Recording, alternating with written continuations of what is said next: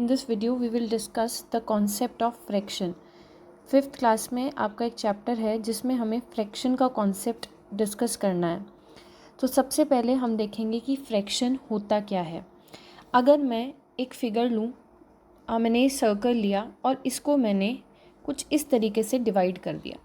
अभी आपने देखा कि जो ये दो पार्ट्स मैंने डिवाइड करें, 2 पार्ट्स में इस पूरी फिगर को मैंने डिवाइड किया है और ये इक्वल पार्ट्स हैं, यानी जितना इधर वाला पार्ट है उतना ही आपको सेकेंड पार्ट दिख रहा है।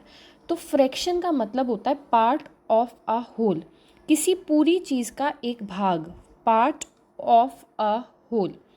और वो पार्ट कैसे होने चाहिए? इक्वल पार्ट्स होने चाहिए। फॉर एग्जाम्पल, इसको और अच्छे से समझते हैं।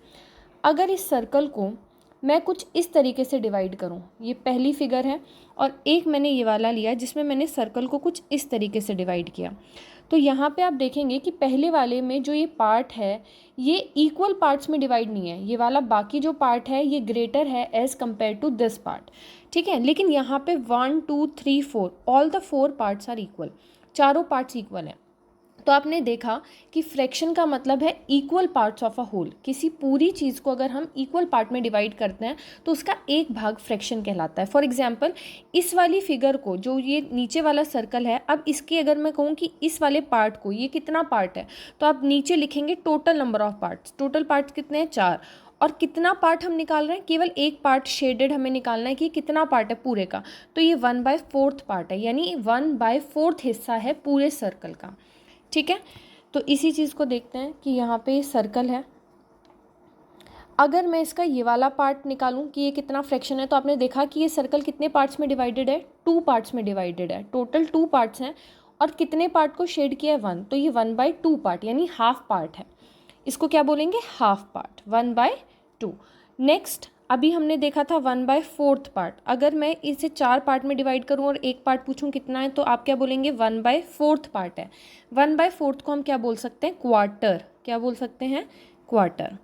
आई होप कि ये वाला आपको कॉन्सेप्ट समझ में आया होगा। और देखते हैं, अगर ये सर्कल है और इसको मैंने कुछ इस तरीके से डिवाइड किया है, यानी अब मैंने इसको 3 इक्वल पार्ट्स में डिवाइड किया है, तो हर एक पार्ट का कितना फ्रैक्शन होगा? 1/3। अगर मैं इस पार्ट को निकालूँ, ये कितना होगा? तो ये टोटल 3 पार्ट्स हैं, ये टोटल पार्ट्स हैं और कितने पार्ट को शेड किया गया है? 1 को। अब हम देखते हैं, अगर हमने ये सर्कल लिया और इस बार मैंने इसके 2 पार्ट्स को शेड किया है, ये वाला प्लस ये वाला, और मैं पूछूं इन दोनों पार्ट्स का कितना फ्रैक्शन है, तो इस केस में आप कैसे देखेंगे? टोटल नंबर ऑफ पार्ट्स कितने हैं? 3।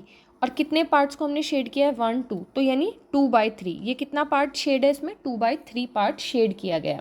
कितना पार्ट शेड नहीं है, अगर ये क्वेश्चन में पूछा जाए, तो आप देखेंगे ये वाला पार्ट जो है ये शेड नहीं किया गया था, तो यानी 1/3 पार्ट शेड नहीं था और शेडेड पार्ट का फ्रैक्शन कितना है? 2/3।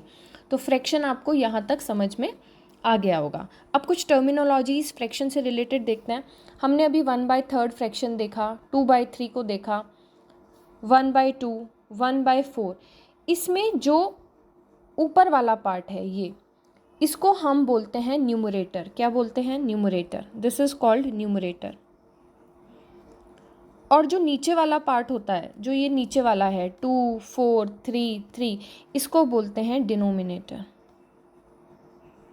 तो फ्रैक्शन को अगर लिखना हो तो फ्रैक्शन किस तरीके से लिखा जाता है? Numerator upon denominator. न्यूमरेटर ऊपर वाला पार्ट होता है और डिनोमिनेटर नीचे वाला। अब कुछ क्वेश्चंस हम देखते हैं। फॉर एग्जांपल, अगर मैं आपसे कहूँ 3/5 एक फ्रैक्शन है, बताओ इसमें न्यूमरेटर क्या है? तो 3 इसमें न्यूमरेटर है और 5 क्या है? डिनोमिनेटर है। अगर आपसे कहा जाए एक फ्रैक्शन है 4/8, तो इसमें न्यूमरेटर 4 है और डिनोमिनेटर 8 है। तो अब तक की वीडियो में हमने क्या क्या डिस्कस किया? अब तक हमने फ्रैक्शन की डेफिनेशन देखी कि फ्रैक्शन क्या होती है, फ्रैक्शन में क्या क्या चीज़ें, इक्वल पार्ट्स की बात की जाती है, अनइक्वल पार्ट्स में फ्रैक्शन नहीं लिखी जा सकती। अगर कोई फिगर अनइक्वल पार्ट में डिवाइडेड है तो उसका हम फ्रैक्शन नहीं निकाल सकते, हिस्सा नहीं निकाल सकते। फ्रैक्शन को हम n/d की फॉर्म में, यानी ऊपर न्यूमरेटर और नीचे डिनोमिनेटर लिखते हैं। अब आपके पेपर में कुछ क्वेश्चंस इस तरीके के आ सकते हैं। अगर आपसे कहा जाए कि एक फ्रैक्शन है 4/8, इसको आपको रिप्रेजेंट करके दिखाना है कि 4/8 कैसे बनेगा। तो मान लीजिए ये फिगर है कुछ इस तरीके से, एक मिनट, 4/8 को हम दिखा रहे हैं।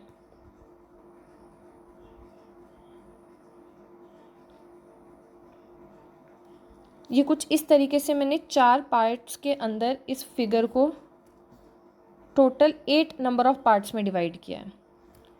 इक्वल पार्ट्स हैं 1 2 3 4 5 6 7 8।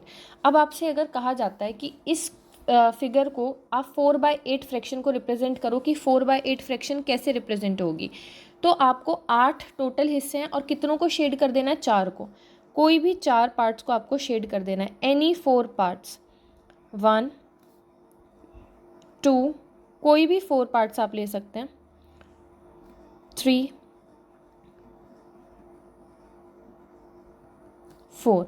तो अब जो ये मैंने रेड कलर से शेड किया है, ये कितना पार्ट है, ये 4/8 पार्ट है इस पूरी फ्रैक्शन का। और बाकी बचा हुआ भी कितना होगा, क्योंकि 4 ही बॉक्स बच रहे हैं, तो बचा हुआ भी 4/8 फ्रैक्शन होगा।